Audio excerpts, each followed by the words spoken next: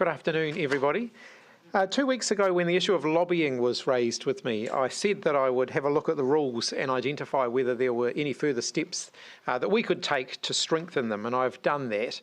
Today I'm announcing several steps that we're going to take to introduce greater transparency around the lobbying that happens here at Parliament. It is important that we have a sensible and transparent system that doesn't give the impression that lobbyists enjoy unfair advantage over other New Zealanders. That's why I'm setting out 4 changes that I believe will help to build greater transparency and balance around lobbying.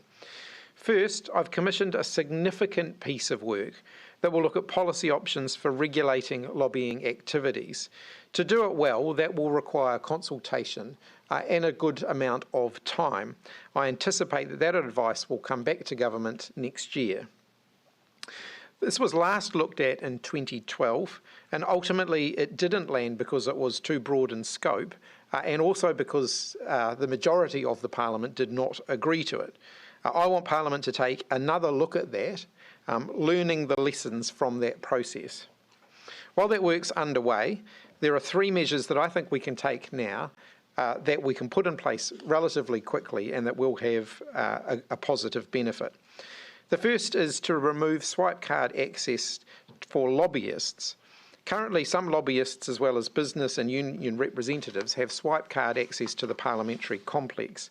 My view is that they should go through the front door like every other New Zealander.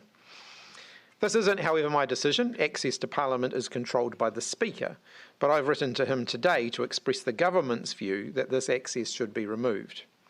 I want as much as possible for it to be a bipartisan issue, and I call on other political parties to support that measure. Second, I'm calling on the third-party lobbyists themselves to develop a voluntary code of conduct that would help to enhance transparency, for example, by including the names of the clients that they represent on their websites. Others involved in lobbying, for instance, peak bodies, industry associations and other entities, could also sign up to the voluntary code. The government will offer assistance from the Ministry of Justice to help draft that code and to draw on overseas practice and guidance if that's useful. Thirdly, a refreshed Cabinet manual will be published later this month that makes it very clear that while in office, ministers' conduct and decisions should not be influenced by the prospect or expectation of future employment with a particular organisation or sector. Further change in that area could be a result of the broad-ranging review that I signalled as the first step we're taking. Today, I am also publicly releasing the terms of reference for the review into Stuart Nash's ministerial communications with donors. The review, which I announced last week, will be carried out by the Secretary of the Cabinet, and it's expected to report back within 2 months. It will look at whether there were any other breaches of Cabinet collective responsibility or confidentiality, or perceived or actual conflicts of interest in communications he had with people and entities who made declared donations to his 2017 or 2020 electorate campaigns. Communications that are in scope include those of letter, email, text message, WhatsApp or Signal between the 26th of October 2017 and the 28th of March 2023 when Mr Nash held ministerial portfolios. I think New Zealand should rightly be proud of our open and accessible government, but I also know that New Zealand is a bit of an outlier internationally in our regulation of lobbying, and I hope that these measures will go some way to further increase the confidence that New Zealanders can have in the transparency and the integrity of the government and its processes. Now on to the week ahead. Tomorrow evening I have got a call with the European Commission President Ursula von der Leyen. On Wednesday I'm meeting the US Ambassador Tom Udell. On Wednesday night, I'll be in Parliament for the valedictory of the former Prime Minister, the Right Honourable Jacinda Ardern. And then the next Cabinet meeting will be on Easter Tuesday, the 11th of April. Happy to open up for questions. 2 weeks ago, you said that Jessica up the back. Prime Minister, with Stuart Nash, is this the best outcome for you, or did you try and talk him out of standing down at the next election? As I indicated last week, ultimately this was Stuart's decision to make. We did have a conversation about it last week, and I made it clear to him that it was his decision to make and his decision to communicate, and he's done that. Are you pleased that he's not standing again? As I've indicated, look, I respect Stuart's decision. It was his decision to make, and I wish him well. 2 weeks ago you said that lobbyists have the same access to ministers as the general public. What's changed your mind? Ultimately, swipe card access doesn't actually give lobbyists any guaranteed extra access, but I think symbolically it is something that has been picked up on and noted, and it certainly creates the perception of increased access. When was the last time that you met with a lobbyist? Who were they and what did they want? I certainly have interacted with people who I know to be lobbyists. In terms of a specific meeting with a lobbyist, I can't recall. I'm not even sure that I would have done that in my time as Prime Minister. But I've certainly interacted with people who are lobbyists. This voluntary registration, essentially that's a license for lobbyists to regulate themselves. Why doesn't the government go further and actually enshrine into law or have something with a little bit more teeth around ensuring that lobbyists disclose who are their clients, essentially? I wouldn't rule that out. So, as I indicated, the first bit of work that I've commissioned will come back to government with a range of options, and that may well be one of them. But obviously, we have to do the detailed work to make that possible. There was a bill in 2012. It ultimately didn't receive a sufficient support across the Parliament. I was one of the people that was relatively supportive of that legislation at the time. As I said, definitional issues were one of the things that really tripped up that particular bill because the definitions in it were so wide. So that's all the work that can be done through a good policy process that will give us some better options. Are you able to tell us if you know how many people currently have lobbyist access? 80 something, I believe. Yeah. Cool down period, one of those options that could be considered in that longer piece of work as well? Yes, I think so. Again, looking at the international examples, New Zealand's a bit of an outlier in not having anything in that space. Again, it's a complex piece of work to work through because whilst there are some very clear examples, so someone leaving a parliamentary or ministerial career to become a lobbyist, that's fairly clear. They may go on to another job where they have some interaction with government policy processes, and we wouldn't necessarily want to say to people who have been members of parliament or ministers that they couldn't go back to the work they were doing prior to taking up those public office roles because there may be some interaction. So I think, again, definitional issues will be very important there. I've mentioned third-party lobbyists, so that's a starting point, I suppose, is it from differentiating people who work from a set-up government PR firm from a Dairy NZ or an industry lobby group? Is that the first kind of start to define the different roles, because there are obviously in this space? Yes. So I mean, like I said, there's some clear-cut examples. So someone who engages in paid lobbying for a fee, that's fairly clear-cut. On the other hand, someone who might leave Parliament and take up a job as, say, a chief executive of a non-government organisation that has a relationship with government, that's not quite so clear-cut. So again, I just think we need to work our way through that. And that'll be the work that longer bit looks at the definition being a past stumbling block, so it's really important to get that clear. Yeah, and I think, but I also think there's an opportunity again to do some broader consultation with all those involved, to make sure that what we come up with is A, sensible and fair, B, it's implementable and it can actually work, 3, it's drawing on international best practice. I think we've got the opportunity to do that and to do it properly. Do you think we're falling well short when you look at other international standards? I've certainly seen enough to suggest that there is a gap here and that we should look at it. Yeah. Up the back, Luke and then Joe. Is there any, what's the point of all this? Is there any evidence there's a lobbying problem in New Zealand? I think New Zealand has a very good reputation internationally, as a transparent and corruption-free or relatively corruption-free country. But that doesn't mean we can be complacent about it. Perception is incredibly important here, and so making sure that in addition to our actual practice, being democratic and transparent, that actually perceptions reinforce that as well. Just on your distinction there between third-party lobbyists and peak groups, unions, business NZ, whatever. What's your interaction over your time as a minister been like with lobbyists? On the one hand, first obviously the unions and the peak groups, and then the third-party ones. I mean, have your interactions ever been useful? They're sort of well-paid pains in the arse. To be honest, I haven't actually had a lot of direct engagement with lobbyists. I've certainly had quite a bit of direct engagement with people who are employed by, say, non-government organisations that have a relationship with government. Unionists. I've certainly had plenty of interaction with the teacher unions in my previous role as Minister of Education, or with other groups who have a direct interest in the activities of government.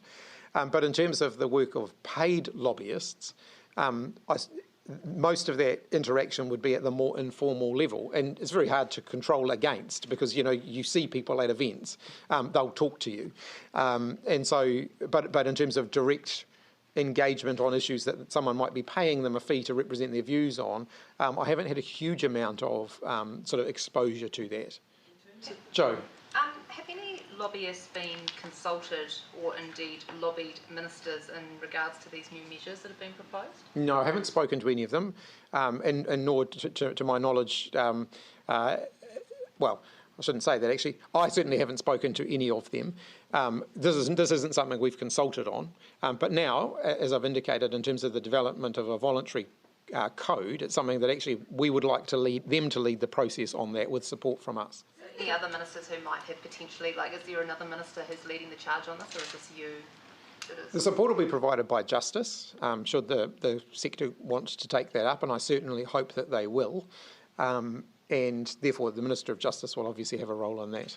The 2024 timeframe for the Ministry of Justice work, have you sought anything from other parties around how much kind of joint there might be for this sort of thing? I think that's certainly. We will certainly endeavour to do that over the next little while. We've seen indications, for example, I've seen in the public comments from the Leader of the Opposition that the National Party is supportive of further work in this area, which was not something that they were supportive of in 2012. And so, as a result, I think that again gives us more of a platform to move forward and make some progress. If the goal is to improve transparency and trust in government, why don't you instead focus on making the OIA more robust? I've looked at the OIA in a number of different, from a number of different angles over the years. And the OIA itself, in my view, is still quite a fundamentally sound piece of legislation. That's not to say that there isn't opportunity to improve it. It was written in the era before digital communication, by and large. So, yes, there are going to be opportunities for improvement. But actually, I think some of the big gains are in the areas of practice around how the OIA is implemented. And that's what I was focused on in my previous role as Minister for the Public Service. So proactive release of information, proactive release of cabinet papers, I think is an advance. Proactive release of ministerial diaries, again, a significant advance. The work that we've got the Public Service Commission doing now and actually monitoring how effective government agencies are in complying with their obligations under the OIA, that's all relatively recent work that's really gained a head of steam in the last 5 years. I'm not going to hand on heart say that adherence to the OIA is perfect. We wouldn't be doing all of this work if it was. Statistics would suggest that we've seen a significant improvement, but there's more room to continue to improve. The penalties regime, Prime Minister, that's what you said when you were the Minister responsible for state services. I think what I said was I wouldn't rule that out, and I certainly still wouldn't rule that out. But we're an outlier, and just as you said with the lobbying regulation, we're an outlier. We're an outlier in terms of not having a penalties regime. One of the challenges with the penalties regime is to work out who actually bears the burden of that penalty. Ultimately government can charge itself things. I would be opposed to it being personalised to an individual. So I think those are the sorts of things you'd need to work through with any penalties regime. Rewriting the Act in this term, that was your promise before the election. The previous Minister of Justice deferred work on that because of other priorities. Again, I wouldn't rule out that coming back onto the table. Hasn't been on Justice's work programme up until now. But again, I wouldn't say that we wouldn't do that work. As I've said, I actually think the big gain.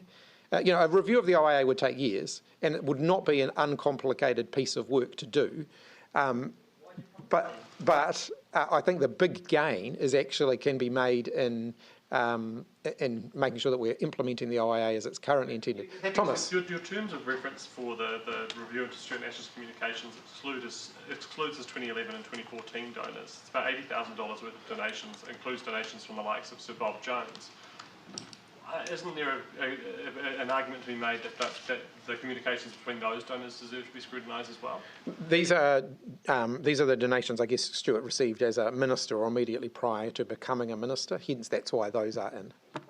He was going to be he might have been a minister, in those other elections as well. Like 2017, there was no sure thing he was going to be a minister. I'm not going all the way back to look at donations during that period. There would have been donations to people who were actually ministers in the government at that point, and I'm not going all the way back to look at that either. Why specifically are you only looking at his personal donations, and why not widen it out to see if he's had any communications with Labour Party donors as well, because the conflict still exists there, right?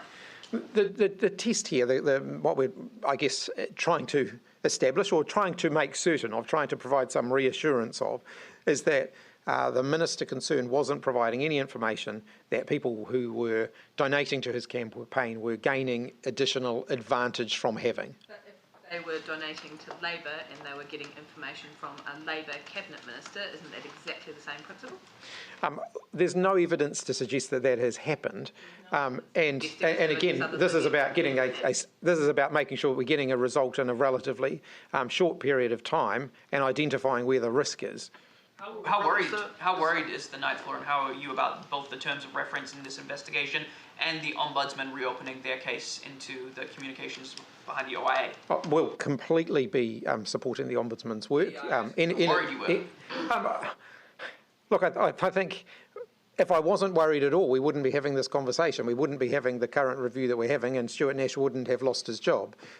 Clearly, there is a perception here, and a reality too, that the rules haven't been followed, and so making sure that we're getting to the bottom of that is important. So you're expecting the Ombudsman and the terms of reference to find something not politically palpable for the rest of the population to look at? I'm not going to. Those reviews are now independent of me. So the Cabinet Office, as it has done under successive governments, has a degree of independence in the way it conducts these things, and the Ombudsman certainly does. And so I'm not going to foreshadow what they might find, because it's important that those reviews can do that. If you're worried, it would suggest that there's something for them to find. As I've indicated, the substance, which we've already seen, that was out there last week, did concern me. Jessica. With the lobbying crackdown, is that in any way a response to the recent events with Stuart Nash? It's certainly a response to recent events. This issue's been raised recently with me. I've looked at the substance of what's been written around lobbying and so on, and I think it highlights a legitimate issue that we should do more work on. That wasn't really answering.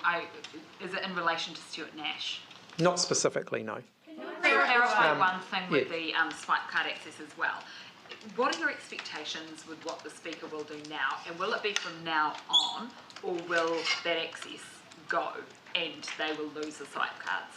Well, ultimately, that is a matter for the Speaker. The Speaker will obviously have to consult with other parties, so I'll kind of refer that to him for further comment on that. But I've set out what the government's position on the matter is. Sean. I just wanted to ask you, given comments by Keir Starmer in Britain, how do you and how does this government define a woman?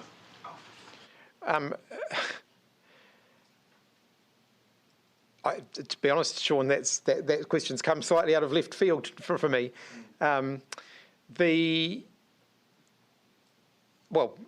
Biology, sex, gender.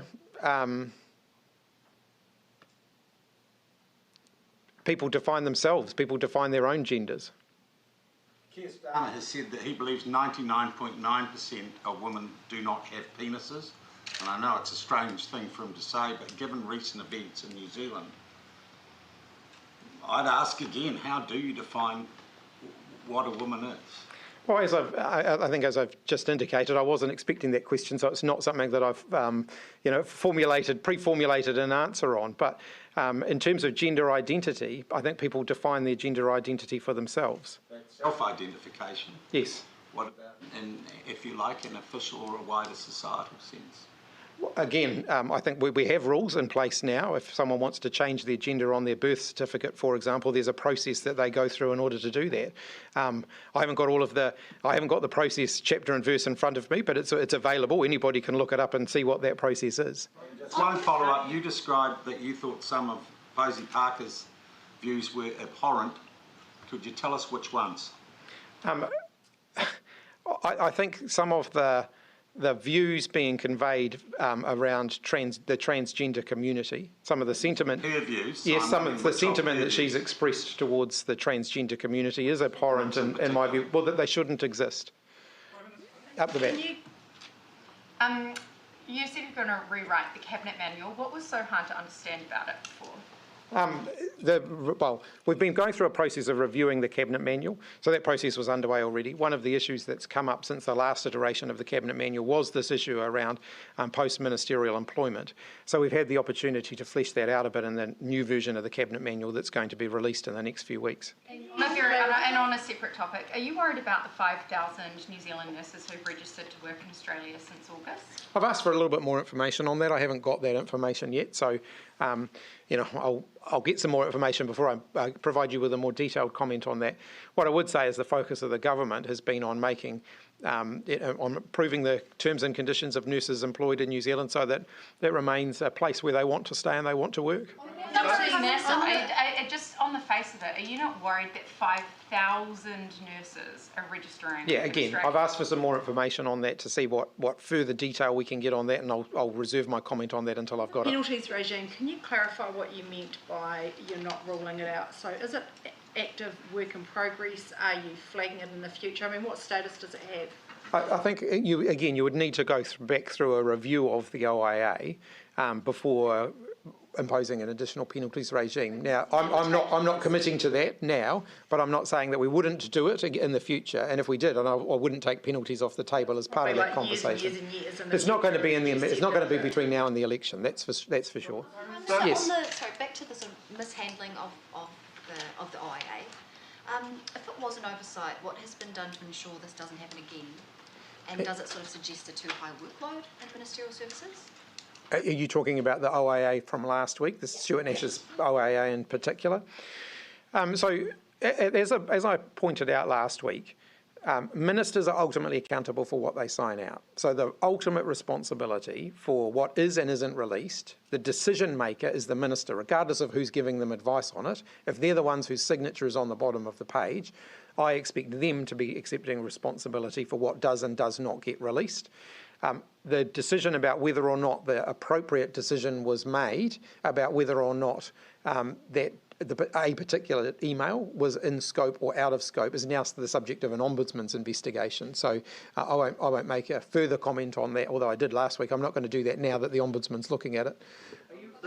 Just back to lobbying. I mean, do you see that do you think there's any difference between someone lobbying for a fee and someone lobbying for a salary?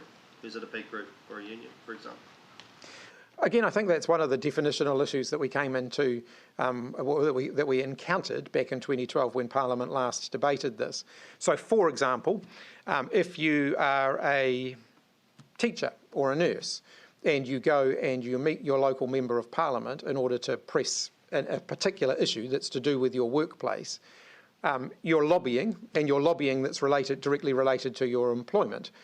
But I wouldn't say that that's something that we should seek to regulate in any way. I think that's actually part of living in an open democracy where our members of Parliament are relatively accessible. I continue to take those meetings as a minister, even when they related to my ministerial portfolio. I used to have teachers come and see me in my electorate office to press their case, and I think that that's actually important. I think it's good that local MPs continue to do that.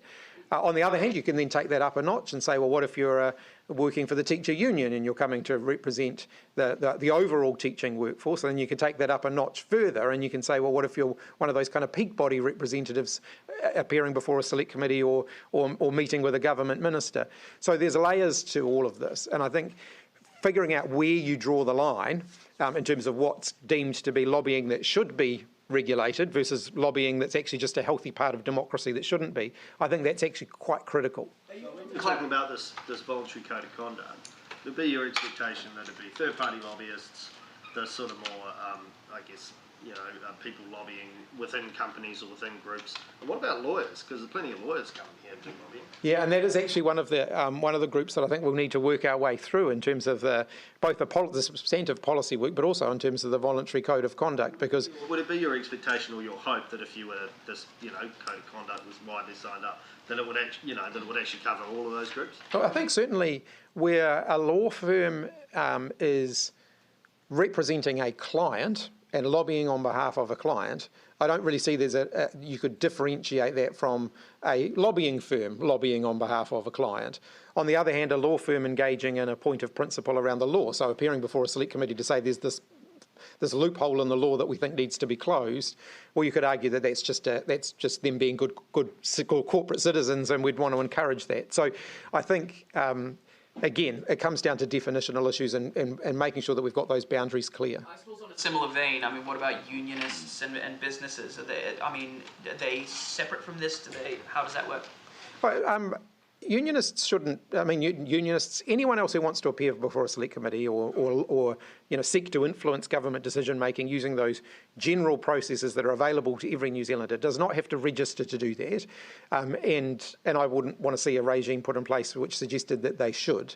I think where there are real questions at the moment is where the lobbying is taking place for a fee, and where there's a perception that some people who can afford to pay that fee are getting access to decision makers that others are not. Walk us through what somebody can do with a lobbyist swipe pass at the current. It gets them into the building, and it gets them into some parts, mostly public parts of the building. It doesn't get them into the parts, is my understanding, doesn't get them into, say, a minister's office, for example. They'd still have to be invited in and access that separately. So I know you're doing all of this in a review. What's the point of these then? That's a very good question. I mean, my view is that they can come through security the same as everybody else does. Just ahead of Jacinda Ardern's valedictory, how do you think her term as Prime Minister deserves to be remembered? I think Jacinda Ardern led New Zealand exceptionally well through some amazingly complicated challenges. And I think New Zealand is a better country for her leadership. Not many Prime Ministers in 5 years in office would have to deal with as many significant hurdles as Jacinda Ardern did, from a volcanic eruption, a terrorist attack, a global pandemic. The pandemic alone, I think, would be one of the biggest challenges any New Zealand Prime Minister has faced during their time in office. And I think that Jacinda led us through all of those with dignity, with humility. She had high levels of trust from New Zealanders during that period, with good reason. And I think that, as she leaves Parliament, I'm sure and I hope that she will have her head held high, knowing that she's given it, her all to what is a tough job. Ministership's obviously coincided with extreme hate on one side and a very fringe sort of element online, and she's spoken about that. Helen Clark spoke about that. Are you able to share whether that's died down since her leading office, and what's your message?